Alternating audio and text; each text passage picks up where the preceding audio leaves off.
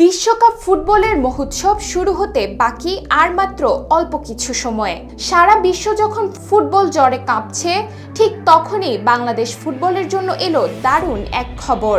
ভারত মহাসাগরের দ্বীপরাষ্ট্র মালদ্বীপ থেকে এসেছে এক বড় আমন্ত্রণ।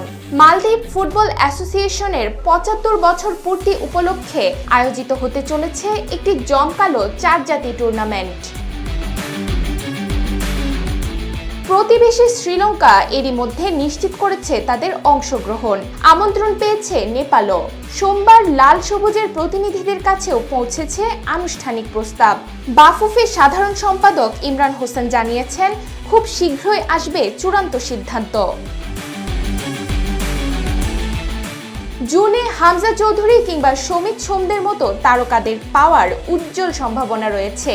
যেহেতু ফিফা উইন্ডোতে ক্লাবগুলো খেলোয়াড় ছাড়তে বাধ্য, তাই মালদ্বীপের মাটিতে পূর্ণ শক্তির এক বাংলাদেশ দলকে দেখার অপেক্ষায় ভক্তরা। ২৫ বছর আগে দেশটির ফুটবল অ্যাসোসিয়েশনের সুবর্ণ জয়ন্তীতেও অংশ নিয়েছিল বাংলাদেশ।